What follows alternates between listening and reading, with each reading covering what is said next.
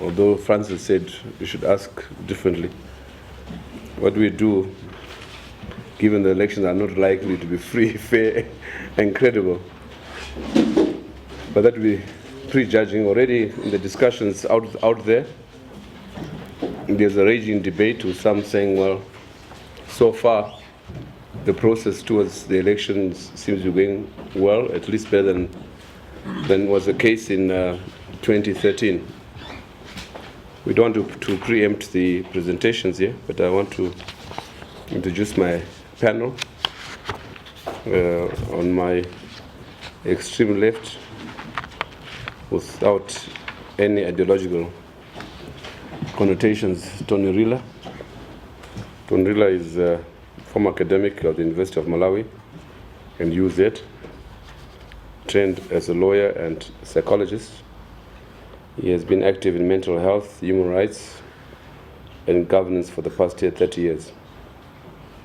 He is head of RAW, where he focuses on issues around governance and active citizenship, and works with a range of civic initiatives, including the National Transitional Justice Working Group and the Tree of Life. He has published widely, and is also a member of the Platform for Concerned Citizens, where we often co-publish articles, as we have seen last week's article on the very subject that we are discussing today. Can you hear me? It's okay? Yeah. Then on my right, Jacob Mafume, a politician who's a member of the People's Democratic Party, PDP, formerly the MDC Renewal Team Party, where he is the party spokesperson. He's a lawyer.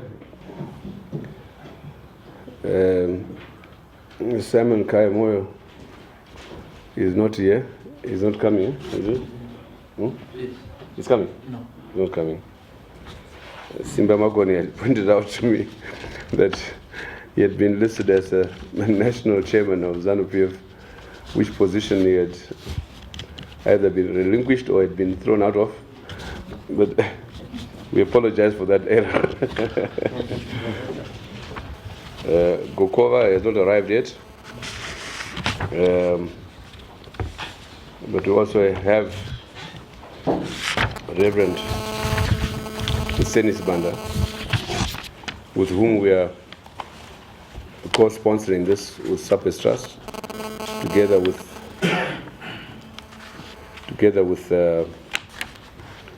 Election Resource Center. And the gentleman on my left is Tawanda Shimini of the Election Resource Center. And thank you very much for joining us. I don't seem to have your bio here. Someone left it out. But he is head of the Election Resource Center for many years. Very active factor in our Zimbabwean political process, and they've done some excellent work in terms of the kind of issues that will be raised today. So we'll be looking forward to Tawanda's presentation. We'll begin with Tony Rila, who will outline the topic as we have fielded it, and saves me the need to make introductory remarks in terms of the title of this policy dialogue. Tony?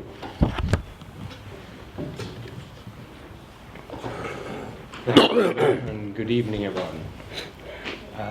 At the outset, I think the most important thing I have to say this evening is happy birthday to Ibo, who turned 70 this week.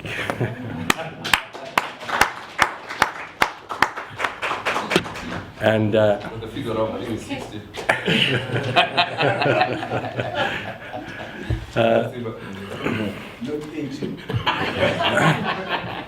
Okay, so he's been struggling for many years for democracy, and we hope that both he and I live to see the day that we have democracy. We're not on our Zimmer frames.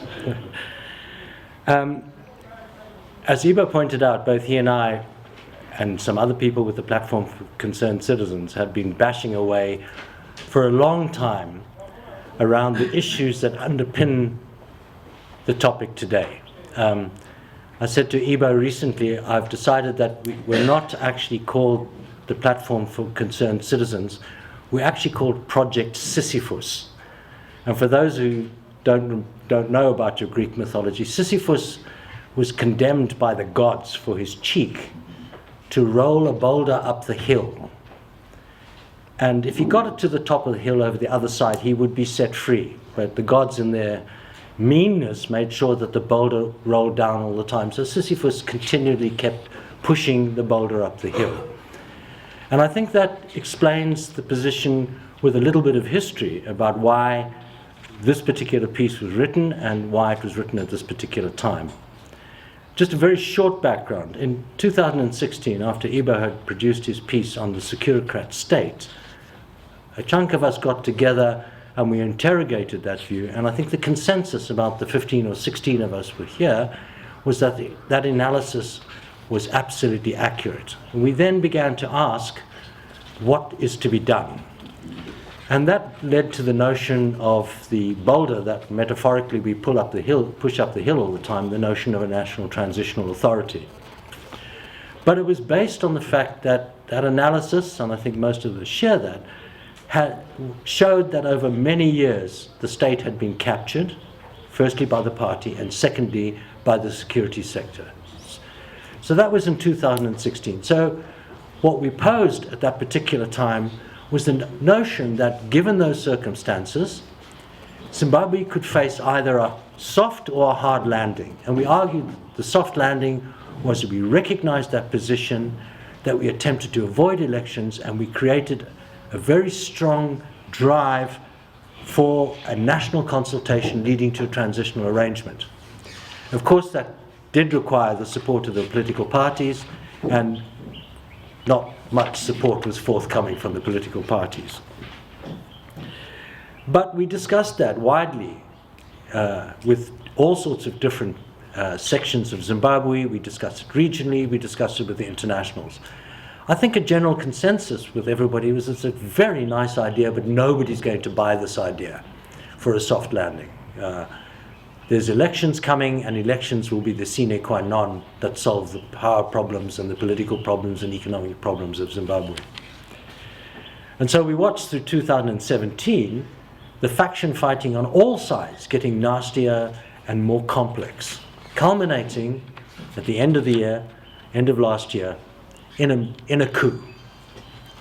And we haven't minced our words about the coup, and well, I'm not going to go into that in great detail. It is just very clear to so many constitutional lawyers that any notion that adherence to Section 2112 of the Constitution gave the military to the right to interfere in civilian affairs is just constitutional nonsense, especially when most of the people associated with that, including Father Mukunori, all explain the reason for it was Operation Legacy was to save a political party, which is not what the Constitution intends. The Constitution intends the military to intervene when the state has been taken over by coup plotters.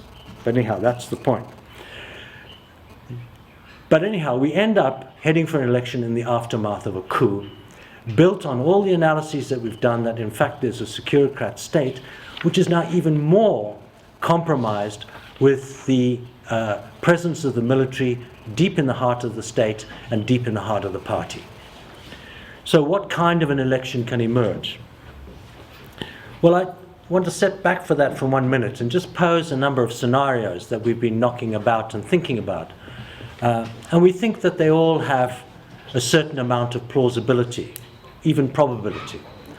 The first one, which seems to be the scenario that everybody loves internationally and possibly regionally and some sections of Zimbabwe, is the notion of a ZANU-PF victory and Emmerson Mnangagwa being returned as president with a majority.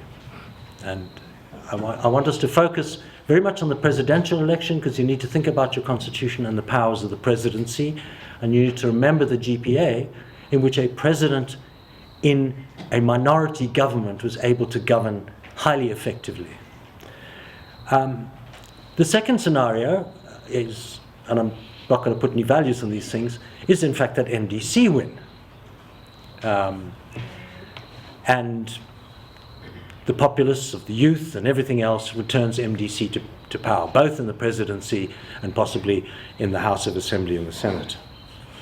The third one, which we think is highly probable, probably certainly in the wake of the ZANU-PF primaries, is some kind of a tie on the presidential election, as there was in 2008. And that's not a scenario that fills us with particular fondness, because the last time that happened, what followed was an excessively brutal presidential rerun. And some people we've been speaking to say, but that would never happen because it would destroy their credibility. Our retort to that, by the way, is that, when you really mess up in Zimbabwe, the worst that's going to happen to you is you get invited to Pretoria for peace talks. The fourth scenario, which we think may well have some plausibility and there's some evidence about, is that the winner of either the first scenario or the winner of either the second scenario decides that the best way forward is to put everybody in one tent, and we now go for some kind of government and national unity in the national interest. There's a fifth one that I think worries certainly me a little bit, and that's the possibility that one or other court cases in front of the Constitutional Court testing the legality and constitutionality of the coup actually gets a decision out of the Constitutional Court, and the judges don't defer judgment until after the election and don't dismiss the court, but as a good constitutional court, deal with one of the most serious threats to our constitution and make a ruling, and decide that in fact what happened in November and December was actually unconstitutional, and then we are in a very chaotic situation. Now, and I think that's unlikely, that fifth one. But of the other three, I think there's some real possibilities about that. What worries me, and others I think, about the second and the third scenarios is the possibility of extreme violence. And that is that Nelson Chamisa and the MDC win, and that the military will not accept that result. And there's a reason for feeling concerned about that. I think all students of politics will clearly see the notion that when the military intervene in civilian affairs, it is in the role of being a kingmaker, not necessarily to easily restore democracy. So we would worry deeply what would happen at that particular time. And some people are on record saying there is a high probability of another coup if this doesn't happen. And certainly the triumphalism of those people who are behind the new dispensation suggests that they're not contemplating loss. Similarly with the third scenario, which is the tie on the presidency, I think that has a very high probability of violence as well. And one is deeply worried about that. But even the first scenario could lead to excessive dispute and chaos. And I'm not going to assign probabilities of those, because basically I think one of the things that we want to address, and the reason for this article, is that we need to address the worst case scenario. And those of you who work in civics and other sectors, we always do this scenario planning in Zimbabwe for the last 18 years. And what we generally do is we spend long time analyzing, describing the scenarios, and then we assign probabilities to them. And what we generally do when we get to the most difficult scenario, the one that we think is going to be the most destabilizing, we usually assign it a low probability and say, well, that's not going to happen because Zimbabwe is a peaceful place and we always resolve these things in this particular way. Well, good scenario planning means that you've got to come up with a scenario for the worst case scenario. And if the elections were not free, fair, and credible, that's a worst case scenario in our view. So you have to look at the conditions for the election. Now, I'm not going to get into the details. We've got people here who are going to be much more informed than me about the state of ZEC, the voters' roll, who's printing the papers, whether Nikov is in it or out, and all these, what I would describe as narrow electoral issues. They're not unimportant, but they are narrow. I want to go to where we started from, and that is the nature of the securocrat state in the aftermath of an election, and the broader playing field, which is really critical to examine. And this we've said on several occasions, that in this situation, the broader playing field is extremely worrying. And it requires much wider than concern about BVR. In our view, it requires security sector containment. We've said that before. That the military must be brought under civilian control in clear and unequivocal ways. And I'll suggest something about that in a second. That's absolutely critical. And especially for this election, in the aftermath of a military intervention in the civilian affairs. The second sector that is critical, and there's lots of conversation going on right now, is containment of the traditional leadership. Excuse me. Traditional leaders are already on record as stating a preference, and all of us who've watched elections know what kind of an influence they can have on an election. So there must be a clear way in which their influence is contained. The third is something we've been banging on for, feels like 100 years, and that is media reform. It's got to be opened up so that citizens understand what the issues, and there is no control of that kind of information. That means the state airways must be opened up, and the state television, the allowance of free discussion and citizens understanding the issues. For all of those three things, which we think are critically involved in the elections and outside everything, there needs to be what we've called comprehensive monitoring. And what we suggest is we don't just expect the military, the police, and all those leaders to make strong statements about how they will obey the Constitution and the Defence Act and the Police Act and the Traditional Leaders Act. They must be set up, as for example was during the constitution building process, a comprehensive monitoring process, which is multi-party, has the power to observe and engage the military, traditional leaders, ZTV, ZBC, to make certain that no funny stuff is going on. And we think, in the aftermath of a coup, as would usually happen in the aftermath of a coup, there should be peacekeeping people placed here. And there's a very important reason for that, because peacekeeping forces and international experience and evidence shows very clearly that when you put peacekeepers in situations, they ameliorate and minimize violence. So it's very important to consider that. There were two other things which hopefully my colleagues will speak about. One is, of course, an impartial ZEC, and we believe that that's very important, and ZEC should also be the target of comprehensive monitoring. And in this monitoring, we think that it's not merely it should be multi-party, but we think that our regional institutions should also begin to participate. We should have embedded SADC and perhaps AU people with that monitoring team, making sure that all of those institutions stay within the Constitution and the enabling law. We also argued that one of the conditions, and this will never happen, for this election, and when Jonathan Moyo pointed out that this is probably the most important election since 1980, he's not wrong. And one of the key things about 1980 that is not present here, is the full participation of the citizens. Our citizens are dispersed across the diaspora, and one of the ways that they could have been brought in was an amendment to the electoral law to be able to go not first past by the post, but proportional representation, where you just voted with your ID wherever you were. That would have facilitated the engagement of the diaspora, but that's never going to happen. So we would argue that the conditions for this election are now highly unfavorable, risky even. And this requires, from the outside and from the inside, way more than highly sophisticated observation. It requires the additions that we're talking about. It requires monitoring within the institutions, and it requires peacekeeping. So we would argue that in the absence of these broader conditions being addressed, that we are already in the throes of the worst case scenario, and that what this can lead very easily will be to chaos and violence. And at that particular time, there must be a response.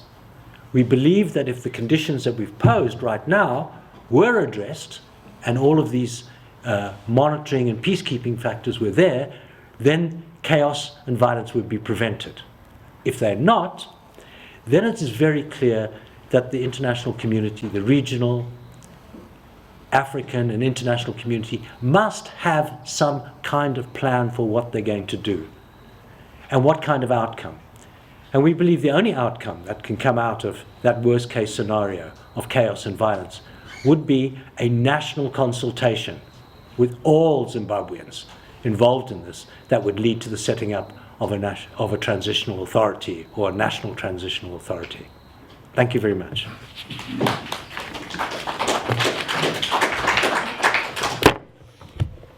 Oops.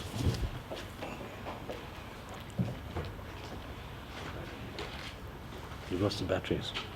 Oh.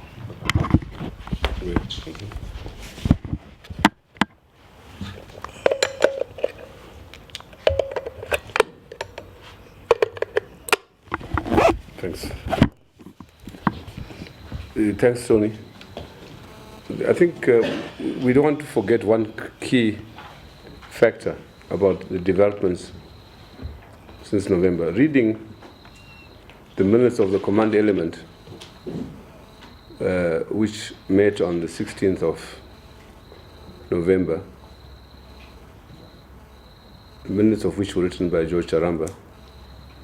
One of the reasons given for the coup was the fear by the military that ZANU-PF would lose the election in 2018.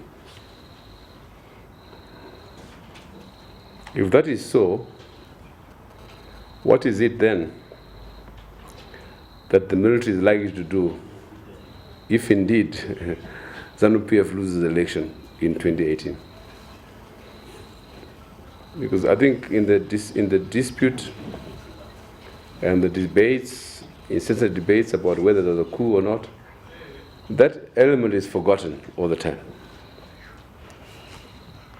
And add to that the statements you hear from the military chiefs, at least those who were involved in the coup, that do you think we are crazy that we take power in November and then hand over power in July? You think we are crazy?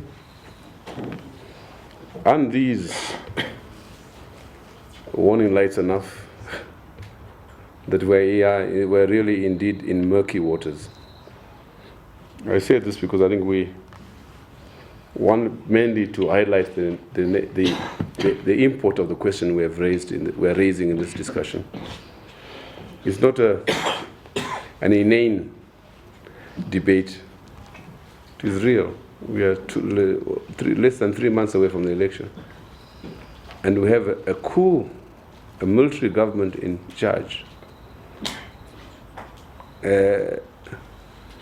whose indication so far is not about going away or allowing things run away from them.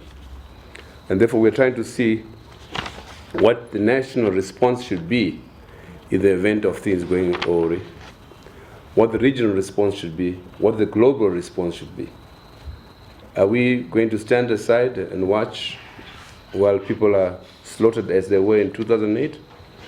Or is there a need, as Tony has raised, for a peacekeeping mechanism to be put in place before, during, and after the election? I think some of the points I want to raise. I'll call now Tawanda Shimini.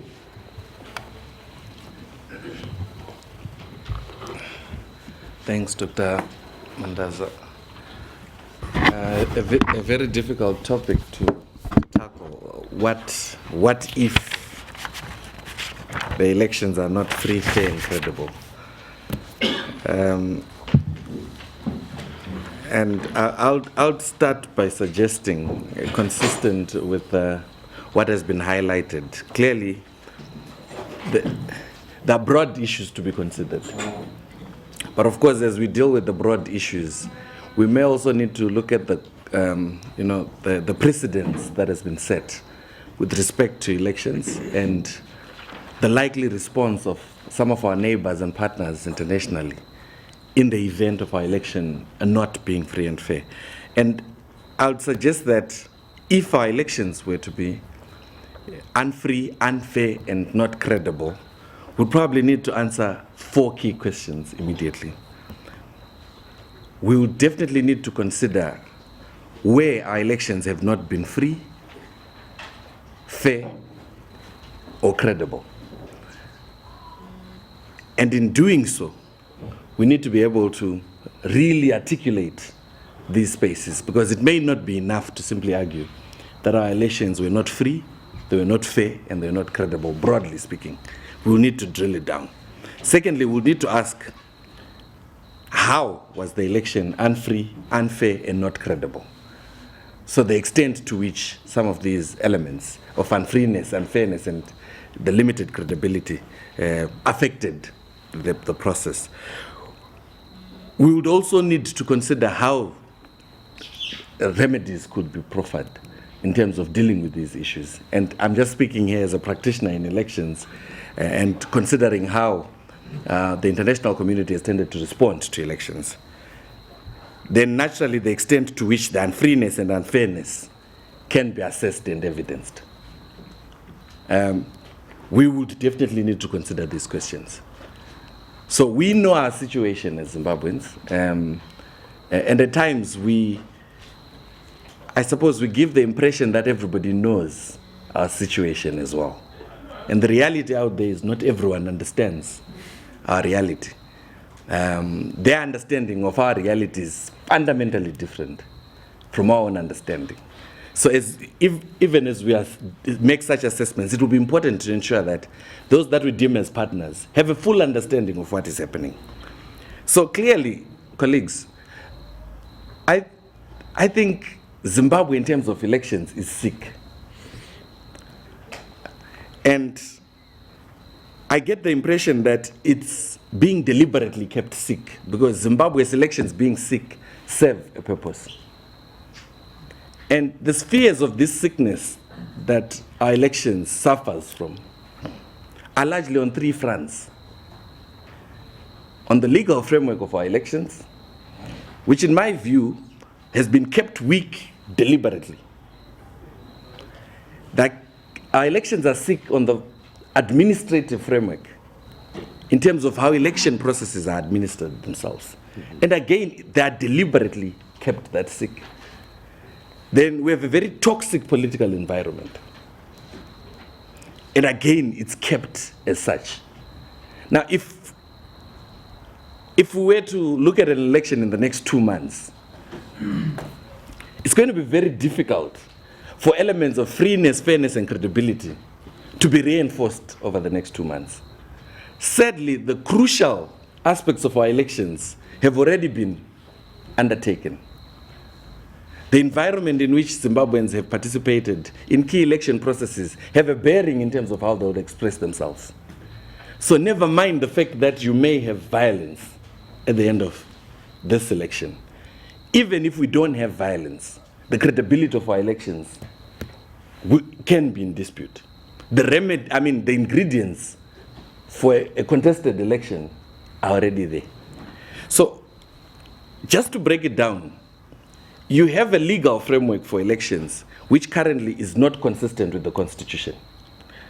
And since 2014, one of the things that we have been working on as civil society is to compel the executive to prioritize the alignment of our election laws with the Constitution. Now, I don't understand how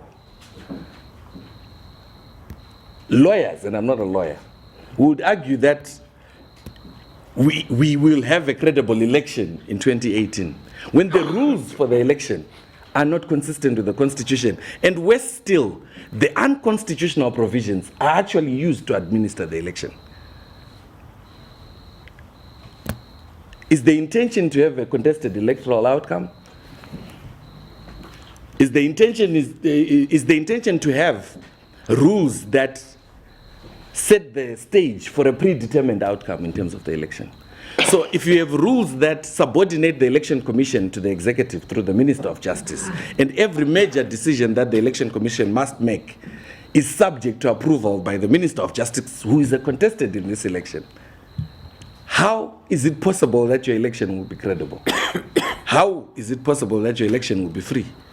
And how is it possible that your election will be fair?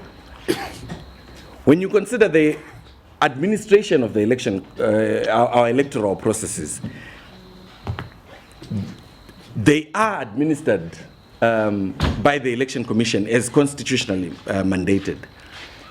But you have an election commission that seems averse to key principles of election administration, principles of transparency, principles of accountability. So when you ask a simple question that, can we get access to this information? Can we get more information on this? You have an election management body that is unwilling to share information. How the hell do you think you can then have a credible election when key election processes are conducted in a manner that does not inspire confidence because nothing is managed transparently? You ask for data relating to voter registration. You ask for a provisional list which will be subjected to inspection of the voters' roll, purely on the basis that our election processes must be verifiable, which is what our constitution says. And the Election Commission says, no, we will not make that public. How then can you conceive the election itself being credible? Because you must ask yourself a question. When the world considered an election process and they raised the question of freeness, fairness, and credibility, what are the issues that they do consider? The African Union will consider how consistent our own laws are with the Constitution of Zimbabwe. The African Union will consider key principles of election administration, such as transparency and accountability. And the question is, how have we fared? When you look at the political environment, you have a situation where traditional leaders have decided to align themselves with a particular political party and asserted that allegiance to that political party in full violation of the Constitution.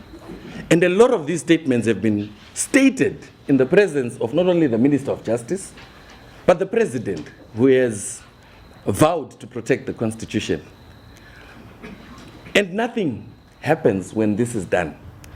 Now, how will our elections be free and fair if traditional leaders, who are custodians of our tradition, who control almost 70% of the country, have decided to side with one political party? What are the chances of people freely expressing themselves in those communities? And what has been our experience each time traditional leaders have made such positions? So when you consider what if our elections are not free, fair, and credible, it comes down to, in my view, how effectively we as Zimbabweans are going to be able to measure the extent to which our elections have not been free, have not been fair, and have not been credible. Because that extent will determine the kind of response that we can then get in terms of our own elections. If we are unable to document what we consider as elements that are contributing to unfreeness and unfairness, and elements that are contributing to the absence of credibility in our elections, and we still make noise that our elections were not credible enough, without that evidence, I don't see anything changing. And I would suppose one of the things that I suspect has been budgeted for is a conditionally accepted election, an election where it will be stated that there were challenges, but these may not have been enough to influence the outcome of this election. And that is what we must be guarding against. So at the end of the day, what remains crucial, and as Tony mentioned, we need to consider how we enhance citizen participation in elections beyond simply being registrants in the election process and voters in the election process. Citizens have to begin gatekeeping around the issues of freeness, fairness, and credibility in our elections. The more citizens are out there watching the process, the more citizens are out there who are engaging with election processes, the more we will make it costly for some of the key vulnerabilities in our election to remain unresponded to. If citizens remain passive and they confine their role in this election to simply being passive registrants and passive voters, we are likely going to get another election outcome that is contested at the high level, but largely whose contest will be ignored elsewhere. I'll leave it there.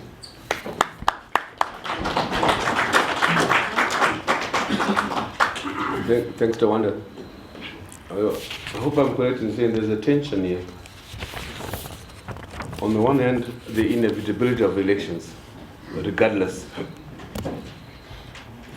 On the other, that already in the run-up to the election, conditions are such that it's unlikely that we'll have free, fair, and credible elections.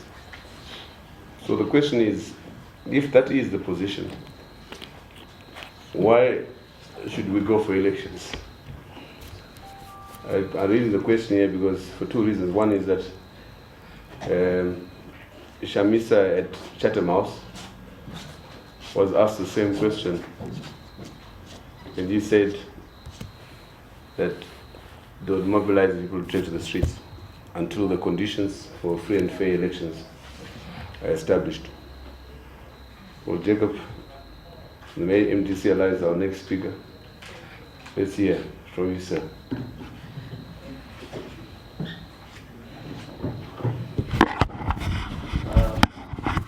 Thank you so much for this opportunity.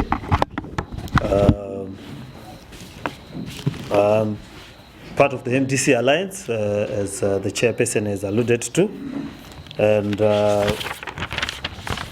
I'm part of the information committee of the Alliance, and I do speak in that capacity. The MDC Alliance led by Nelson Chamisa. Yes, the president has been on record, or rather the presidential candidate that we have, that is Nelson Chamisa, has been on record that yes, there is a sense of the inevitability of the election. And there is a sense of the inevitability of the unfairness and unfreeness of the election and the lack of its credibility thereof, if I might extend that. And we've been on record to say that if certain key demands, certain key issues are not dealt with, there will be no election. We have emphasized that we are not boycotting, we've emphasized that we are not stopping, but we've made it clear that there will be no elections unless certain key issues are dealt with. And I think Tawanda Chimini dealt with the certain technical issues that are the lack of accountability, the lack of transparency. Of major concern that has been there, which relates to the unfreeness and unfairness, has been the issue of the ballot paper. We are being told that there has been a closed tender that has occurred, that there's been a closed contracting of the persons or company that will do the ballots, and that it has been done in secret, or they've used the state procurement provisions that says if an issue is deemed to be a security matter, the ballots, or it won't be an open, which is contrary to what is happening in trends. There are other countries, in Zambia, for example, everyone is notified, representatives are sent, where the ballot is being made, how the ballot is being done, and so forth. But here they intend to make it a secret.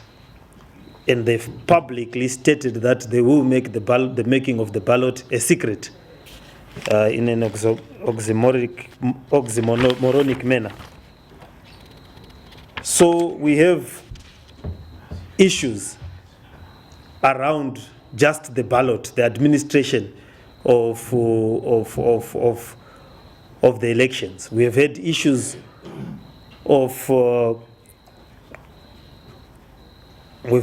of the regulations themselves, the amendments. The amendments have been stuck. I was at an interview with the Minister of Justice about a month ago, where he assured the nation at Capital Radio that the amendments will be done in 2 weeks. They were not done in the 2 weeks. They are still stuck in Parliament, and they are refusing to move an inch on particular amendments that would make the electoral law fully compliant with the Constitution. So we've got a situation where we are 2 months away from an election, give or take, and we still do not have the amendments. how the critical processes of the elections are already occurring. The registration of people, the inspection of the voters' roll is being announced, the mop-up exercises are being announced, and so forth and so forth. Yet the critical amendments have not occurred. We still have the usual issues around media, access to the public media, radio station. We have the situation where we are the only country without an independent TV station or public TV station. We have one TV station, a public broadcaster, that is determined to bring the bad light out of the opposition. And we will not deal with it. A TV station that will view the buying of tomatoes by the First Lady as a news item, a leading news item. But the rallies of the opposition are not dealt with.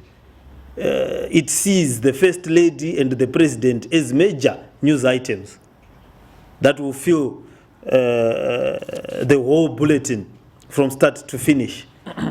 We've got the ridiculous situation where there are many radio stations that are in fact one. These are branches of the state media that are being given different names. Star FM is owned by Zim Papers, Capital Radio is owned by Zim Papers, Diamond, and so forth and so forth. These are all extensions of the state. So you've got a cacophony of noises from one center, where they are giving a semblance of access, a restricted access, a talk show here and there, and biased news bulletins. The chiefs, I will not repeat what the other panelists said about the chiefs. Then, of course, we've got the coup masters, who are the major beneficiaries of the coup. The gentleman conducted, I mean, it's basically a coup. I think we cannot use any other term to euphemistically describe it. Others call it a military action. Others call it what they want to call it.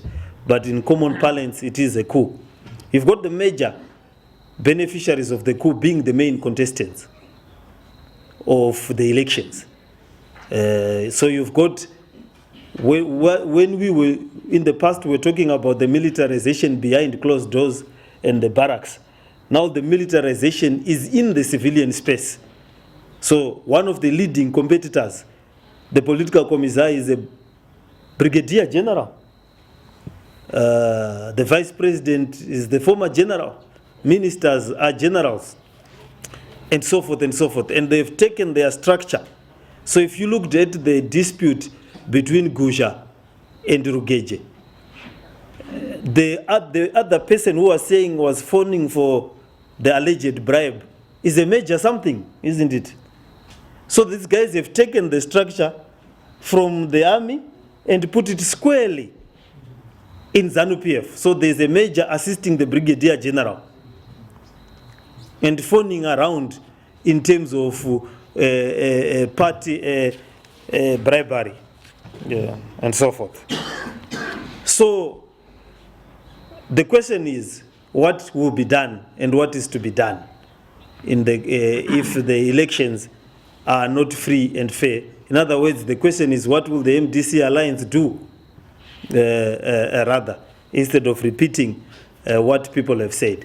Yes, it is possible. So I'll deal with the easy part. It is possible to win an unfree and an unfair and a not so credible election. We did that in 2008, and there was an inclusive government.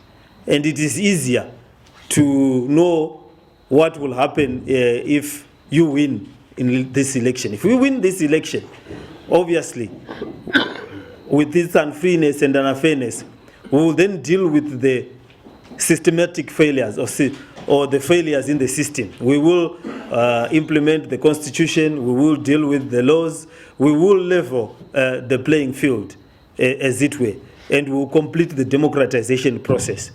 Now that is an easier thing for us to do, open up the media and so forth, and comply with international norms and standards if it comes to that scenario. So that scenario is the paradise scenario, the happy scenario, and there's no point in dwelling with it. But we are alive to the fact that we might be able, or we will be able to win an election that is unfree and unfair and so forth. But the question becomes, if you don't win an unfree and an unfair election, what are you going to do? There are the obvious answers. The Kenyan Constitutional Court has expanded what is an unfree and unfair in an election, and it has brought about the issue of procedural irregularities. And their first case was decided on procedural irregularities. They did not go to the standard that used to be there in election petition, where the irregularity had to be such that it had an impact in the result of the election. They sort of lowered the standard and said, if the constitutional bodies that were supposed to comply with the constitution, if one is able to prove that there was non-compliance with the constitution, therefore that election is not free and fair and should be annulled. So we've got the ingredients of the procedural unfairness already. We have a ZEC that is determined to do the systems in the old ways. So what we will do, we've got, of course, the legal response that is common in an election result that is not free and fair. We are documenting the process. We are doing a number of cases pre-elections. Tomorrow, if not Monday, we are going to be issuing a challenge on the issue of the ballot paper and the opaqueness thereof with the people who are assisting us. So there are a number of court papers that are going to be filed before the election and after the election to deal with the irregularities that will arise in the election. They will be pressed before the appropriate courts, the petitions, and the Constitutional Court. And that process, the legal process, we will do. The next process is the issue of diplomacy, the issue of the regional response. How is SADC going to respond? How is South Africa going to respond? And how is the international community at large going to be dealt with to deal with the unfairness in the system? Tony really alluded to that there is normally a peace conference in South Africa where everybody is brought together and is advised that, hey, you guys, you can actually manage this thing together, regardless of the fact that you were competing with each other in the election. A regional leader flies in and flies out and so forth to prevent the situation deteriorating into a war zone or into an orgy of violence. Then, of course, the last call is the citizenry. And that is where we have to go. All politics is about how the citizens react.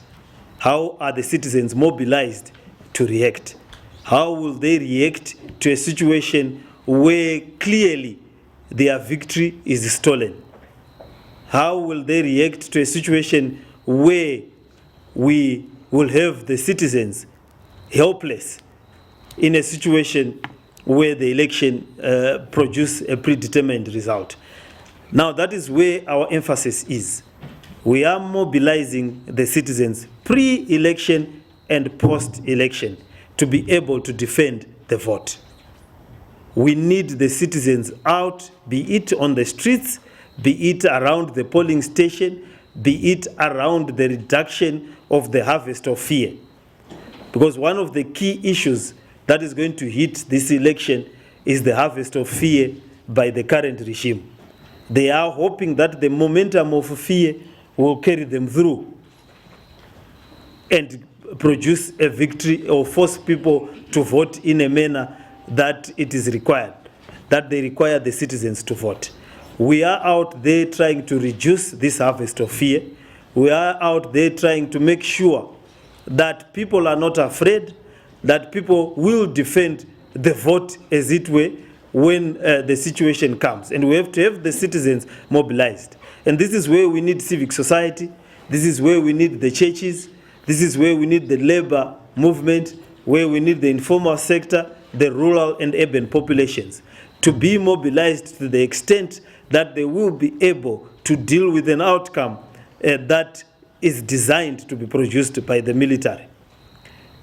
Why we have concentrated on the rural areas is to be able to reduce the harvest of fear and to be able to get the citizens mobilized. We do not have the complete answers to produce them at this table, but we can assure you that at this moment, we will not accept a result that is produced by a flawed process. We will not endorse a result that is produced by a flawed process. And in addition to that, we are not going to participate, or we are not going to allow there to be an election when the process is not procedurally fair, free, and credible. And I think we need to underline that there will be no elections if this process continues in the manner that is continuing. And then I think that is what the president was trying to emphasize, the Chatham House. That is what he's going to emphasize in BBC, and that is what he has been emphasized in the number of interviews that he's been holding, that there will be no election if it is not an election. If it is not an election, then let it not be there. There is no point, and we cannot be part of a charade that seeks to endorse a military coup, and they continue with a legitimacy that we would have participated in. But I'll underline, we are not saying we are boycotting, we are not saying we are stopping, but we are saying that there will be no election if there is no election. Thank you.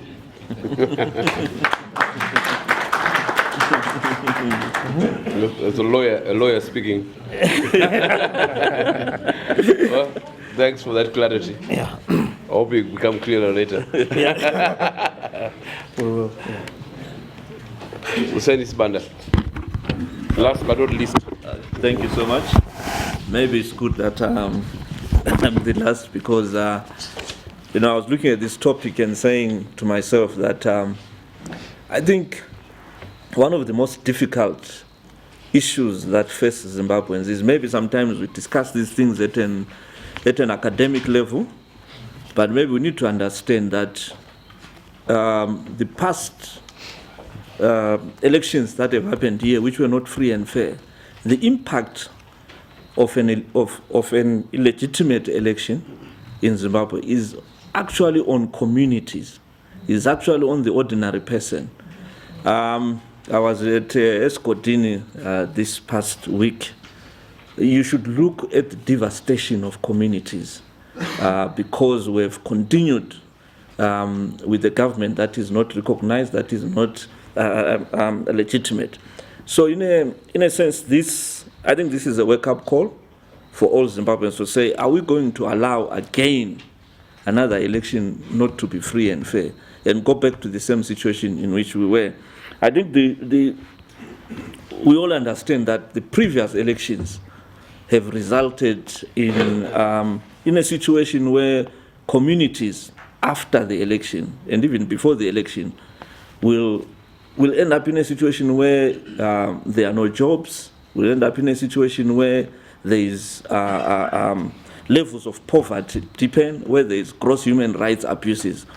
So maybe the big question we need to ask ourselves as we debate this today is to say that, is it possible for us to work towards an election that will be free, fair, and credible? It's too late, I think, as my other friends were saying. First of all, I think the economic impact of a failed election will be very huge on ordinary Zimbabweans. Already we know that our employment levels are at about 90-95%. Most of our people are in informal employment. And also we are aware that even the middle class here in Zimbabwe has been literally eliminated. Somehow, it is ironic that in a way the events that happened in November raised hope. I know that this is ironic and we could debate about it, but the fact that Mugabe has gone made a lot of people to think that maybe we might be going into something new. And I think, in a way, we have seen within the numbers of people who have registered to vote that there's a lot of interest in terms of the young people who now might probably constitute the largest number of registered voters. Why have they registered to vote? It's because there's an element of hope. They are thinking that the electoral process might be able to change their situation. So you can imagine the impact on this new generation of voters, on these new young Zimbabweans. The fact that they are saying maybe there's hope in our systems, maybe there's hope in staying within Zimbabwe, not leaving the country. And what will happen is that if the elections are not free, fair, and credible, they will lose that hope, which for me I think is a major component in any community. The other issue, of course, is the international community. I think we have also raised hope and expectations to a large extent to the international community that probably this time around the elections might be free, fair, and credible. I don't know whether the entire international community believes this, but I believe there is a lot of hope that maybe things will change. But if it doesn't, then it means the international financing that people have been looking for will not be there. So there's going to be a huge economic cost to this country. I come from Blue, and obviously the economic impact is very huge. The industries are closed. Most of our industries have been turned into churches. And so then I'll expect more churches to be planted after 2018 if we continue in the same situation.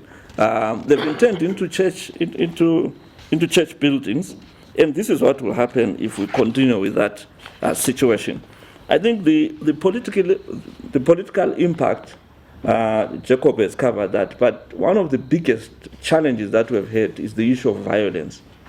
And I would expect that if people are disappointed and if people feel that the elections were not conducted in a way in which their vote counted, obviously the reaction might be a lot more violence that could occur.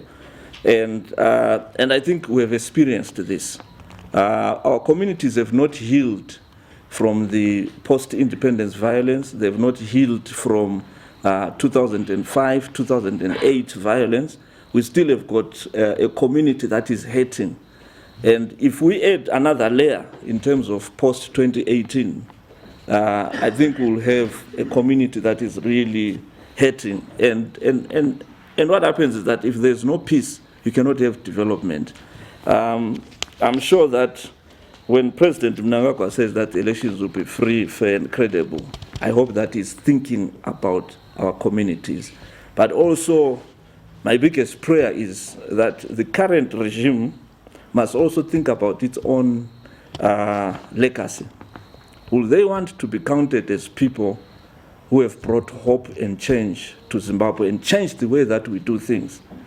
Or will they want also to lose credibility like what Mugabe did? Will they want to do things differently? Maybe this is the cry from all Zimbabweans. Will they want to be remembered in our history as people who changed the way that things were done? So I'm being a little bit more optimistic. So it's also, for me, it's a cry from the churches to say, could we do things differently? I always like to go into solutions. Maybe what kind of solutions should be there? But first of all, I think it's a mobilized citizen. I think the citizens must understand the cost of an election that would have failed, that is illegitimate. Do Zimbabweans understand what it will mean post-2018 if this election is not free, fair, and credible? So every Zimbabwean needs to make sure that this election works in their own way, I think, which my colleagues have mentioned. But the second solution for us has been to say, could we get our church leaders? These are people who are everywhere. They're at every ward level. They are at every village. They are in our cities. Could we get these church leaders to be able to be people who can mediate, people who can resolve conflicts, people who can be able to help communities to be able to engage even during elections and post the elections, because that is what will be important. We believe that, now I'm speaking from a church perspective, that no life should be lost because of a political dispute. And this has been our big concern about Zimbabwe. We have had 2008, we've had more than thousands of people have lost their lives. And and so our concern is that no life should be lost. You know, every life is important. And another solution is that maybe we need to encourage more people to register to vote. We still have not reached the threshold that Zek had said there are about 7 million. What about the 1 point something or 2 million people who have not registered? If they register to vote, will it not also make a difference in terms of people trying to fiddle with the votes and so forth? Last but not least, I think it is important that all Zimbabweans realize the need for us to have a free and fair election. I think the issue of the Zimbabweans in the diaspora, sometimes we forget about it. Maybe what can they do? We've got almost about 3 to 4 million Zimbabweans that are out there. What kind of pressure can they put on the international community post this election? They will be in an environment where they are near the international capitals. I'm sure the diaspora should be part of the solution that could be there, but also they could be part of the solution to ensure that we do not have an election that is not free and fair. I think for now I rest my case.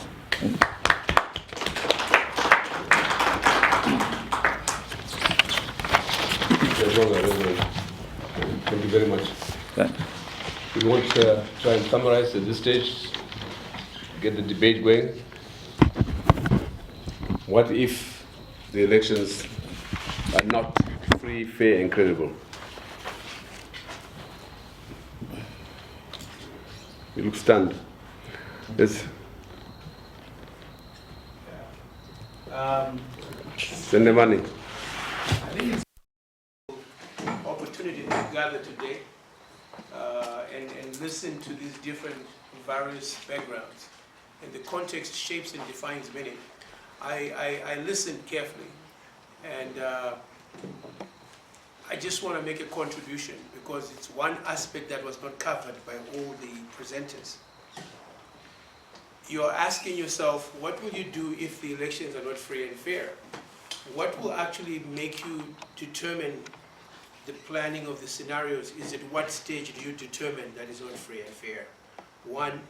2, how do you determine what is free and fair? So if you listen carefully, what is emerged today is that you are dealing with a nation that is under, I would say, an FBI dimension: fear, bribery, and intimidation. So you're trying to say, the Zimbabweans know the environment they're dealing with, but there's a very critical part of an election that most Zimbabweans don't know. So I'm just trying to give you a peephole into that aspect. This is the first election with a different technological background. In 2008, we had 800,000 SIM cards. And I was fortunate to be part of a team that created a technology to get a viral vote tabulation. And we were able to pre-warn the other candidate at that time and be able to go and announce at 1 a.m. That changed the whole process because for the first time, citizens had the capacity to announce the election results before the state enterprise, the state institution that is supposed to do that.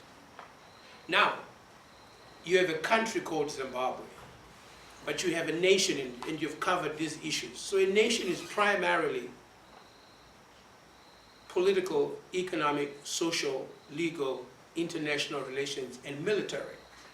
So you approach the election issue on covering the political, the social on violence, the legal issues that have to be covered by the minister, the 35-page that has been done, the international relations, and primarily accepting that ZANLA is Zimbabwe Defense Forces, and Zimbabwe Defense Forces is the government. So you've got the same assumption. But what I want to share with you is that we have the technology to answer, to empower the citizens to be able to track, monitor, and be able to decide for themselves and those who are ever there. I would suggest that what Zimbabwe needs at this moment is a consensus protocol, an agreement of all the political parties, not partisan, but national, on what do you consider to be free and fair in terms of how do you audit the voters' role, because an election is primarily a transaction between a selection process with a known validation. So when you talk ZAC, what ZAC is doing, it's privatizing public data. So you've got data which everybody should have access to. So what you want to do is to create a platform where every candidate, irrespective of their capacity, irrespective of what party they belong to, should have equal access to before, during, and after the announcement of the results. You have 11,958 polling stations. If you look today, all you need is 12,000 smartphones sending information to one data, and every candidate having the capacity and the ability to track and find out what's going on. Unless you do that, you'll be sitting lame duck, because we played the two scenarios. 2008, we were monitoring. 2013, we didn't monitor. So what I'm appealing is that the candidates, those who are running political process, is let us sit down, set up a constitutional, an agreed consensus protocol with equal access. I'll give you an example. You have ZBC. I don't watch ZBC, I don't need to. But you can have DSTV. Therefore, election monitoring, access to information, collection of results, tracking who was voting during the day, and actually putting the things together must be open source. Just like you have DSTV. You can watch DSTV freely without fear. Yeah? So the state must now understand the territory you're entering into in 2018. 4, 5, 6 individuals, we can run our own election process independent of the state. If I just analyzed this morning, of 11,958 polling stations, only 200 are not in 2G, 3G, or 4G. So what you have to do is to say, when you discuss with these authorities, they must not switch off technology, because this coup came through captured technology. The military knew we can have everything, but we must go and get ZBC to communicate. So you must, in 2018, refuse an election which does not give citizens and contestants equal access to information during the day, and validation and processing. And everything is possible because we have more than 1 million smartphones. We have 14.4 million SIM cards in this country. This is a new technology. It's a technology-based election. If you want to protect the vote, you have to give access to citizens, to media, to participants, and that's what I call free and fair, when we have a predetermined consensus agreement of what is the operational process of running an election. Thanks, Valentine. I hope you'll be sharing that information. That matter, including Tawanda here. You know him, don't you? Yes, I do. Yeah. Someone else? Simba Makoni. Chairman, thank you very much. Thank you to the colleagues who led the discussion.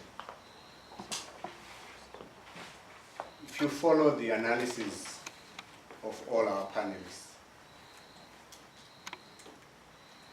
it leads me to a conclusion that we were discussing the wrong subject.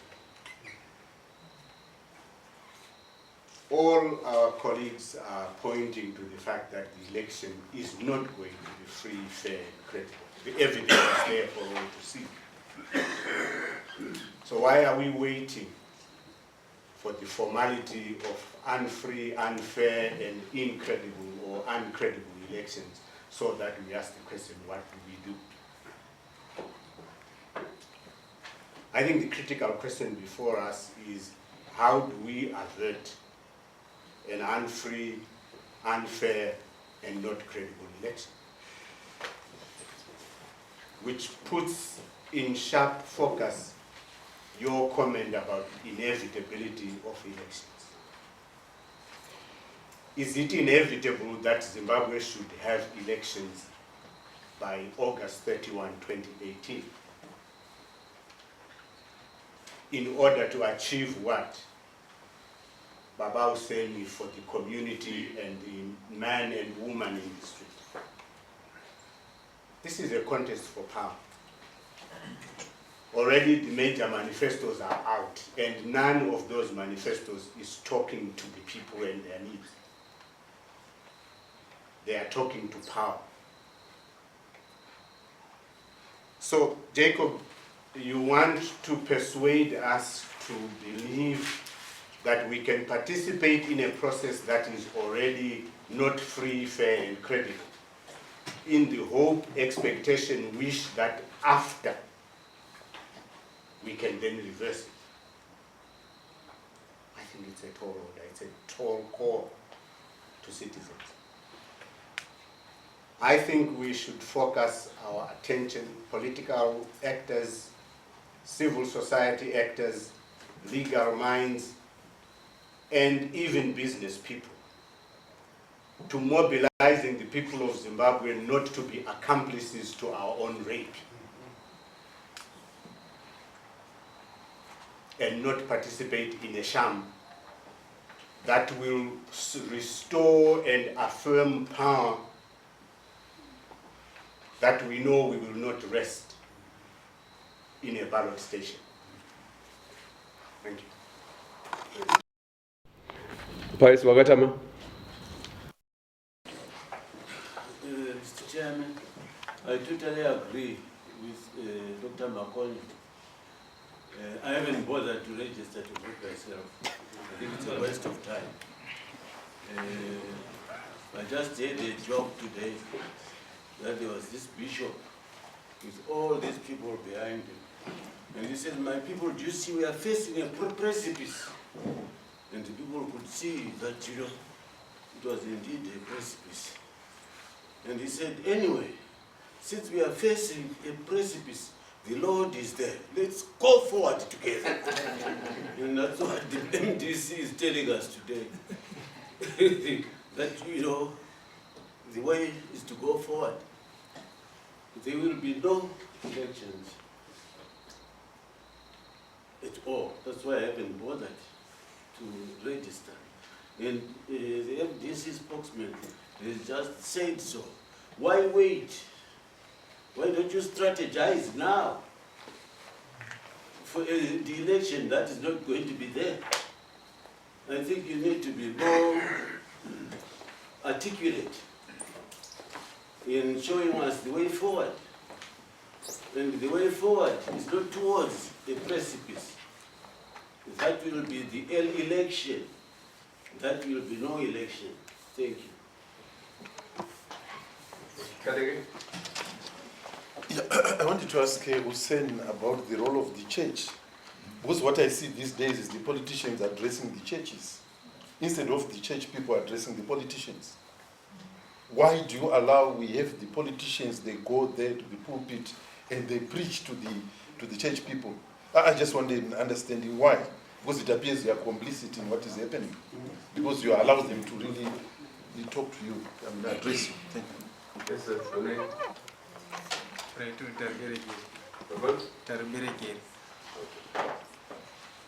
I think if elections are not free, fair and credible, it will be just a state of world peace. Because taking into cognizance what Mr. Tony Relay said, that the first scenario, maybe ZANU-PF win, is like the most peaceful and the result that can bring stability. Considering that almost everyone here in Zimbabwe currently is looking for a situation where the country can stabilize and start rebuilding. Almost the people may be willing to accept a flawed result or a flawed process for the sake of peace and stability. Both also taking into consideration what Mr. Reverend Swanda said, that the violence of 2005 and 2008 is still fresh in the minds of the people. But some people have lost their relatives.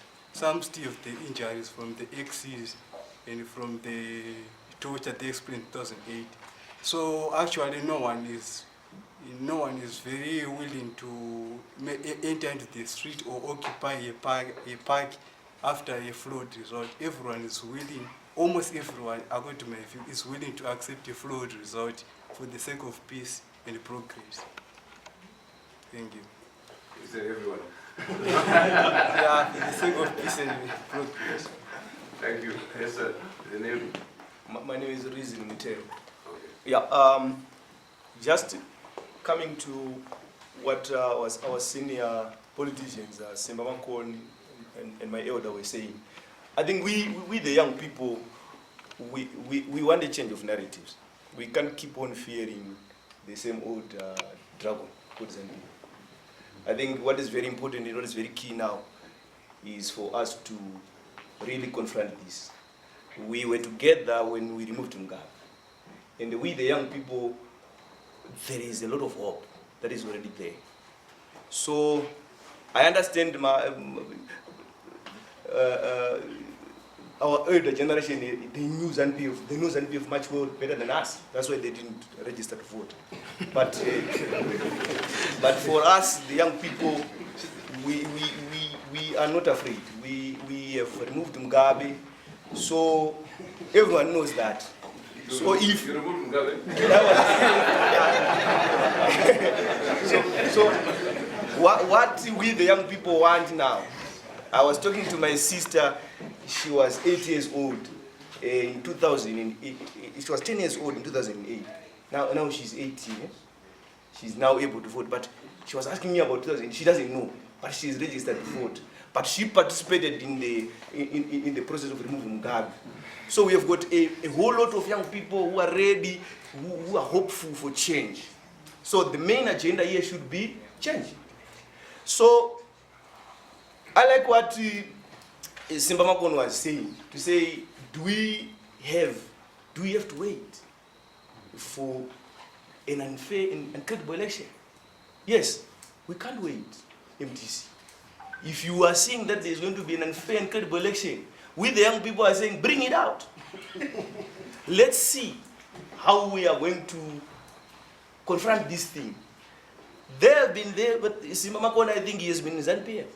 He knows how ZimdiTv can rig elections. Ask him. So there's nothing new. We have got the resources. We have got the people who know. And we have got Mugabe gone, who was making everyone afraid. Why should we keep on being afraid of anyone? Whether the army or the army, they know we have been there in the streets and we have been hugging them. So this time it's not the issue.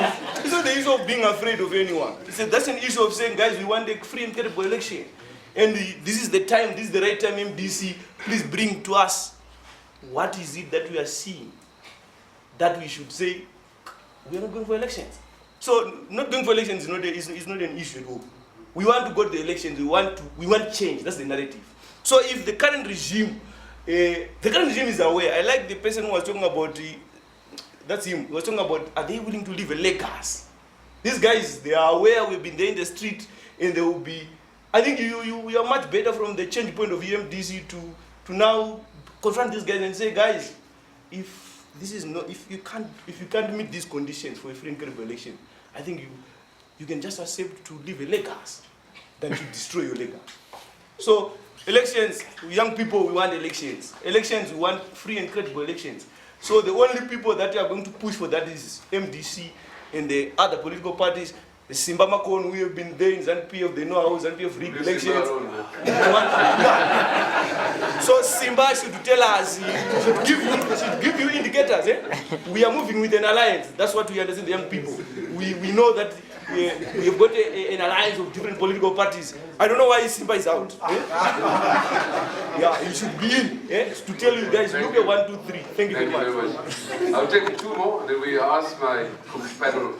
That is Maomba, Gama, and Val. Okay, yes, sir. 4. Okay. Mine is directed to the good comrade from the MDC Alliance.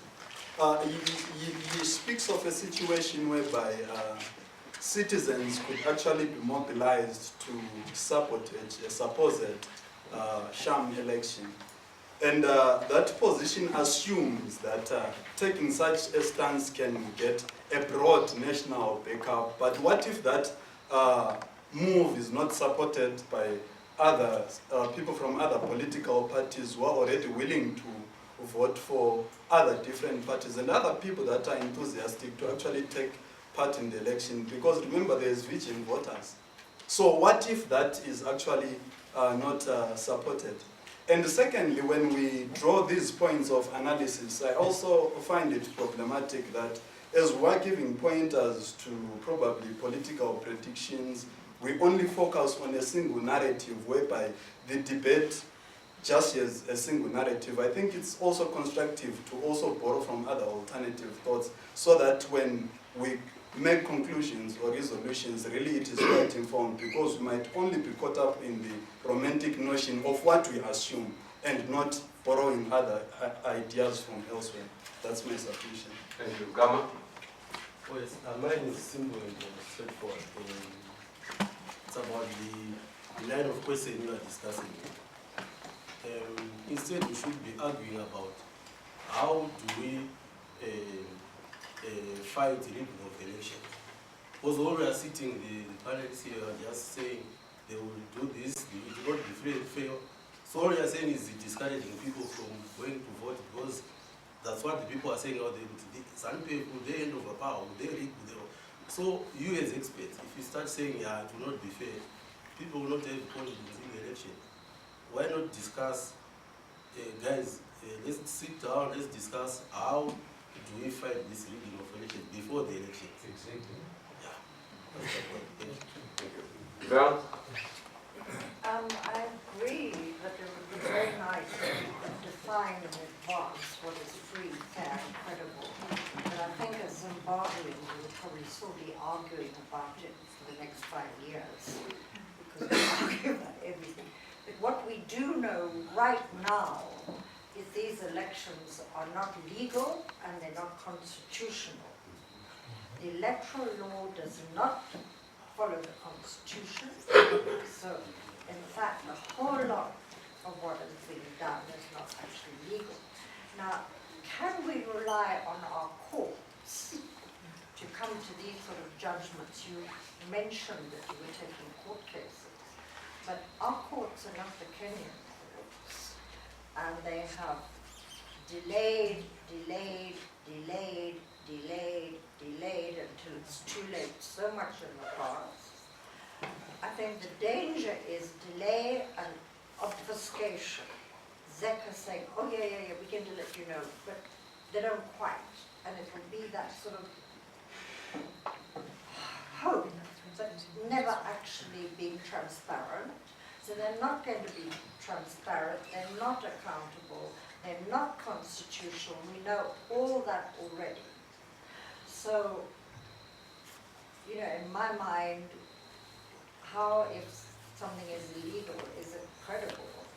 The other thing I want to ask is, yeah, I think the military are a huge danger, and I think violence is. But I want to ask Tony, you mentioned getting peacekeepers in. How do you do that? We've talked to UNDP, no. Talked to the EU, no. What sort of peacekeepers are you thinking will come in, and how quickly, if violence does erupt? thanks, Val. Your name is Michael. Yes, I believe in miracles. So maybe sounds like a song, man. let's say a miracle happens and the election was free and fair.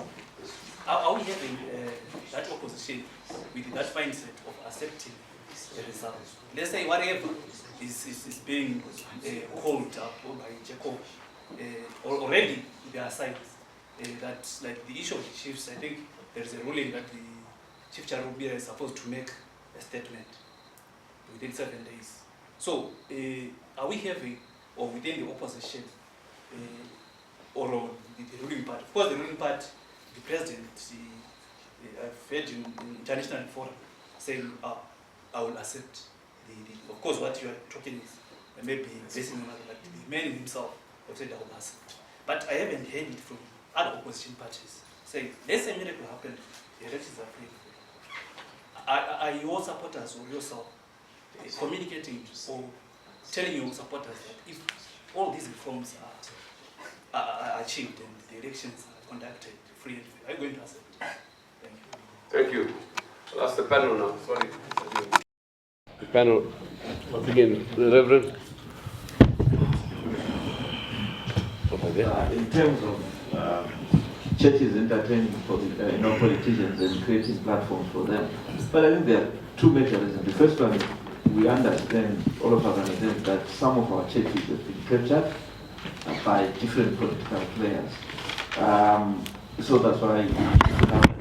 But however, the other challenge we have had, which is a continuous process, is to educate the church leaders to understand that they stand on a higher moral ground than these politicians, and that also they've got a duty or a responsibility to actually allow ordinary church members to be able to make their own independent choices. I think that is very important. What is key during this election period will be to create platforms and spaces where all the political parties can come and express their ideas to the churches at various forums, where people can make then informed decision of who would they really want to vote for. Why should those people get their votes? You know, the other issue maybe I could quickly respond to is that I still think that there is a need for us to harvest on the momentum of hope that has been raised among Zimbabweans.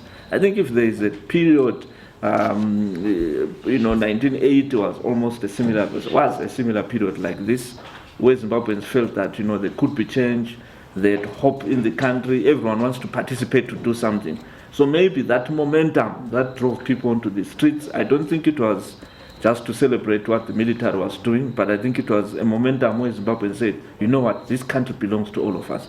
I think for the first time, maybe since 1980, we saw blacks, whites hugging each other, the military and everyone on the street. I know that we've said it's a coup, but however, it defined a certain moment. And that moment is when Zimbabwe said, you know what, this is my country as well. And I believe we have to harvest that bit of outcome out of the November event, and that is the hope. Another critical aspect which I mentioned is the first-time voters. I think it will be a bit tricky for us to say do not register to vote. I believe we need to encourage our young people to register to vote and take responsibility as responsible citizens, and then work on making sure that these elections are as free and fair and credible as much as possible as what we could. I remember in 2008, people had lost hope, but we got some semblance of a free and fair election.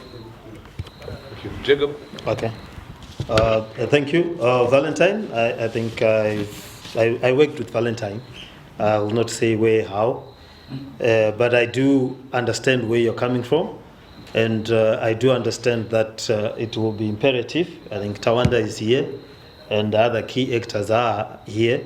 The use of technology is a must, and we are going to use it in this election. And there is no way we can take away the broad platforms. And we will need, yes, of course, to find a way of getting around the technological switching off of certain technologies, because I'm sure that an attempt to switch off the technologies will be made, and that we need to come up with a way of circumventing the switching off as it happens, or to preempt it or to work ahead of it. But I'm sure with your brains and many others, we will be able to do that, and we'll keep that monitored. Yes, do we have to wait? I think we have given indicators. The key, our presidential candidate has given indicators that we need to act before the election. We have given indicators that not that we need to act before the elections, but we are going to act before the elections. And that is why we are saying there will be no elections if certain things are not done. We need to act before elections, and that goes without saying. we've got Gonese in Parliament who is making the best efforts to try and get the amendments. We have had the meetings with ZEC just 3 days ago where political parties were represented. The Secretary General of the MDC and the other leaders of the other parties were there, and they were making the same point about the electoral framework.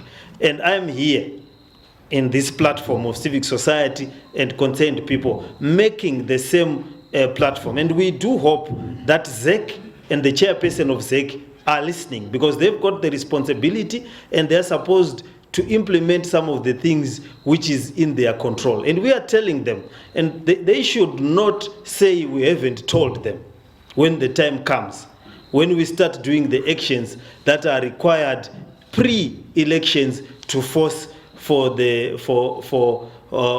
compliance with the laws and compliance with administrative actions that need to be done. But there is consultations going on within our party, within the alliances, within our parties, and outside the alliances with civic society. And we will be announcing the course of actions that will need to be done for us to ensure that the elections is done. Then it will be very sad, Mdara Pius, if you are not registered, if you are not going to participate in this election, because we are going to win this election. We are going to make sure, I want to assure the people in this room, I want to assure the nation and to those who are listening that we have traveled this road for 18 years since the formation of the MDC, and I would very much want Powers Wakata must vote to be part of those votes that will take us to victory. We are going to do everything possible to ensure that when this election is held, that the inevitability is not so inevitable. I would like to echo what Simba Makone is saying. The inevitability is not so inevitable. But when an election is going to be held, we would have made sure that we have done all that is necessary to make sure that a victory is certain. And for those who have not registered, you cannot complain about a game that you are not going to be a participant of. The act of registration is part and parcel of you being part of the game. So you need to be part of that game for you to be able to complain about its rules and regulations. Thank you.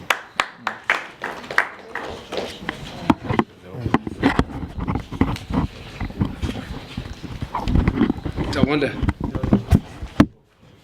Oh, the question whether, well, look, we have no problems accepting an election where the rules, the result of an election, either way, where the rules are free and fair and it's credible. I think that is all we ask. What we have never asked is that we be winners at all costs. That's why we've always played the game fairly, even when we are playing against an unfair opponent. And many people have always asked us, why do you keep playing the game fairly towards an unfair opponent? We have not resorted to violence, we have not taken up arms, we have maintained that our path is that of democracy and elections. And we have played it fair all this time. But what we have refused to do is to be told that you have lost when we have not lost. Now that we can't do that. When we know we've not lost, and then someone tells us we've lost. But if the contest is free, the rules are followed, the result that comes, the problem with our elections is that they have an unpredictable process, but a predictable result. Whereas they should have a predictable process, an unpredictable result. So that's the key hallmark of a fair election. The process must be predictable and the result unpredictable. Now we have an unpredictable process that shifts like bowels in a dish, and therefore the result everyone knows. Why the process, like what Tawanda was saying, is deliberately being done so that the result can be predictable. So we can't accept that. Tawanda. Okay. Just to start by saying, in our view, freeness, fairness, and credibility of an election have little to do with who wins at the end of the day. And at times, just following Zimbabweans having conversations, you get the impression that some people believe an election is only credible, free and fair, if someone has won or someone has lost. That's not our take on that. So this comes to the question around defining what freeness and fairness is about. Now, freeness and fairness, looking at everyone who's assessing elections, including the bodies that have been invited by the president to come and watch these elections. Freeness and fairness is a product of the credibility of processes in terms of certain standards that relate to the Constitution, that relate to international standards, that relate to regional standards, that relate to our own laws. So this is where the credibility, freeness and fairness of elections is assessed. So it has got nothing, well, you can't confine freeness, fairness and credibility to the last 2 months of the election or what happens on polling day. That's not enough. So it's about the entire process and how these processes are administered. Now, that being the case, at what stage do you determine freeness, fairness and credibility? It's throughout the election process. I'll remind you, as Zimbabweans, you know, the first law that was tackled by this parliament in terms of aligning laws with the Constitution, do you remember what it was? Back in 2014. The National Prosecutors. Yes, there was the National Prosecutors, but there was also the Electoral Amendment Bill. It was one of the first. Yes, it was one of the first. And back then, there were already attempts at trying to define legally the legal framework of our elections. So if that is the case, when you assess credibility, freeness and fairness of the election, it's a long drawn process. And the question is, where have Zimbabweans been throughout this process? And we need to be honest and to answer that question. We have a crisis of wanting to always fight the last battle. And that's one of our biggest tragedies. So when you then consider, because I do agree with people that are saying we should rephrase the question and talk about what can we do to fix this election. And we've got 2 to 3 months left. My response to what, if anything, can be done is that, yes, it is possible to salvage some semblance of credibility, freeness and fairness in this election. It is possible. Where freeness and fairness and credibility is currently being determined is in Parliament. Now, where laws are being made, are we there as Zimbabweans? Are we influencing those processes? Are we having a say in those processes? Where credibility, freeness and fairness is currently being determined is at the Election Commission, where the voters' roll is being compiled, where inspection of the voters' roll is set to start on the 19th. What are we doing about it? Where credibility, freeness and fairness of our election is currently being determined is in the environment, in the communities we live in, where campaigning is happening. What are we doing as Zimbabweans? So it's not enough to always cry and say our elections are problematic if we're not prepared to do anything about it. So what can only support us in getting a credible, free and fair election, even this close to an election, is what we as Zimbabweans are prepared to do to push for a credible, free and fair election.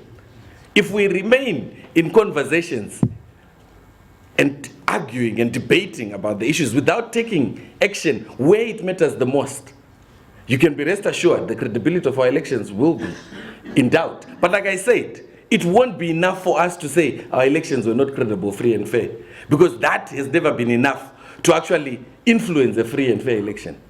Nowhere in the world has it happened that people have complained about an election and voila, it has all of a sudden become free, fair and credible. It doesn't happen like that. So we've got 2 million Zimbabweans aged between 18 and 19 that have registered, 18 and 35, sorry, that have registered to vote for this election. That figure cannot be verified as yet because the Election Commission is not sharing a lot of information with respect to that. But we do have a lot of young Zimbabweans that have registered to vote. To me, that represents a lot of hope. There is no one who is registered. In fact, if we were to ask a question, how many of us, I know Wakatama is not registered, but how many of us in here have registered to vote? And by show of hands, let's see. Clearly over 75% of people in here have registered to vote. People talk about not having confidence in elections, but people have gone to register and vote, and the question is why? There must be something there. And I think as Zimbabweans, we have to be able to capture that imagination to actually say, we control the destiny of our own elections. And this takes us beginning to occupy spaces where decisions about the credibility of our elections are being made. If we remain as passive voters and we wait for polling day and we continue debating on social media and insulting each other on social media, that is not going to change the credibility of this election. We need to move. And that's the encouragement. So I do agree with people that have said, let's change the focus. The more we talk about how bad our electoral processes or how weak our systems are, the more we discourage Zimbabweans from participating in the election. But where elections are determined is where citizens are participating. And that participation must go beyond registering to vote and just voting. That's no longer enough if you're going to get a credible, free and fair election.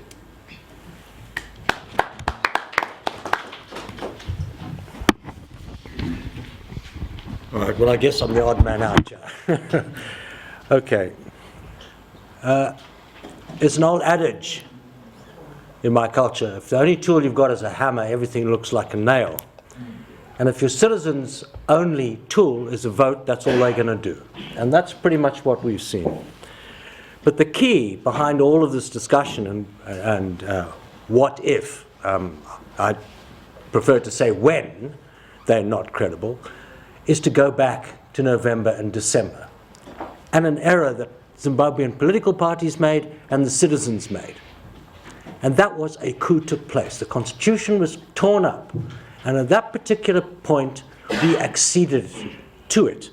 Nobody internally said, it's a coup, and ergo, the people who have assumed power are illegitimate. That's a very important thing. No statement made within Zimbabwe about that. So if you start off with illogical assumptions, it's going to roll out all the way to the end. And this is exactly what's happened.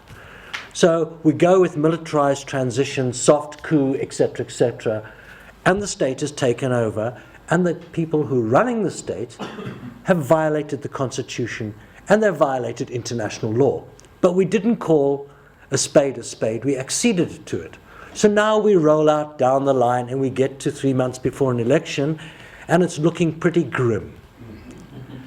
Now, if you start with the assumption that it's a coup, and you start with the second principle that the government does not have a legitimate right to be running it, then the next step you say is, and that's why we made the points about security sector containment, etc., you say, right, I agree with my colleagues about all the things about ZEC and voters' roll and all that kind of stuff, that's fine, but this is about power and who's the power behind it. So you go to the heart of the power to tie its hands. And how do you do that? You say 1, 2, 3, 4 demands. You shall do this about the security, you shall do this about the traditional leaders, you'll do this about the media, you shall have monitoring, and you will, etc., and you will do it by Thursday next week. Right? I'm being a bit facetious here, because none of these things cost money. It's just a question of we will do it, right? And you put those demands, and when those demands are not met, you don't go, oh, well, we're not sure what we do. You say very categorically, there can be no election and we will not participate. And you create a crisis. The crisis that should have been created in November and December last year. That's what you do. You bargain, you time limit it. This is what unions do. All of us do. That's what the teachers are doing. The health workers are saying, pay us this by that time or we hit the streets. We don't come to work. That's what you do.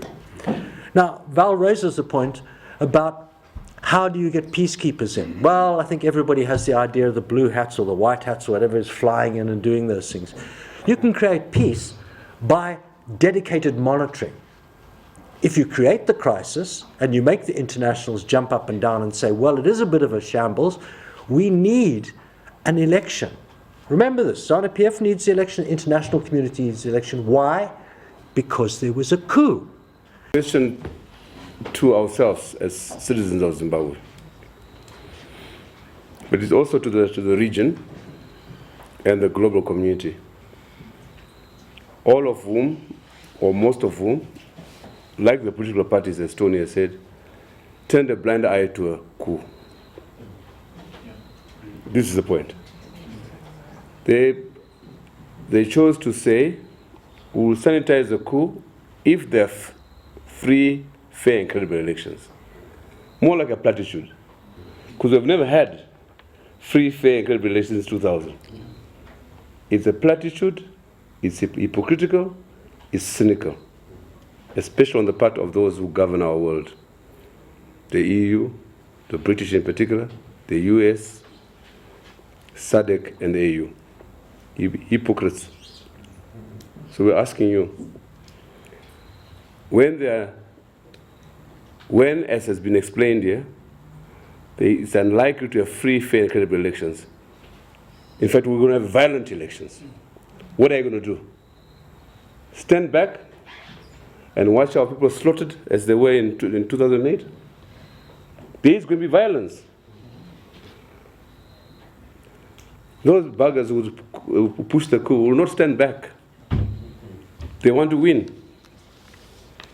And what we're doing basically is legitimizing that we're participating.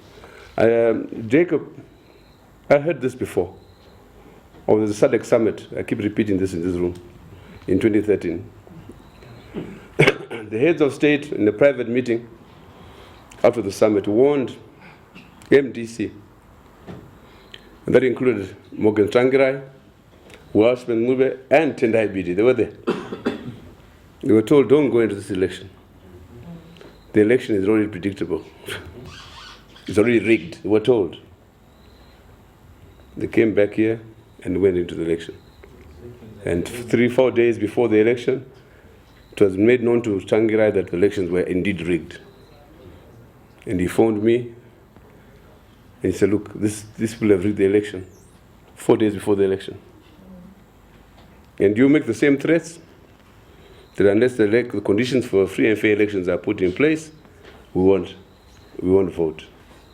But all you are doing, all that is being done, is all about the inevitability of this election. Do we go into this cycle aimlessly, senselessly, and then poor citizens are killed out there? So we're saying no, some of us. We want to safeguard the citizenry. We don't want people to die senselessly. And it's an international, regional responsibility to ensure that people's lives are saved in this situation. That's why we have posed this question. And from here, we are going to Bulawayo next week to pose the same question. So there's a national response on the 11th hour. And from there, we're going regionally. We'll be in Joburg in next month, on to London and on to Washington, to warn everybody that this fuss is as much a Zimbabwean responsibility as it is an international one, because we have had a willful and senseless turning of the blind eye to a coup and all the consequences thereto.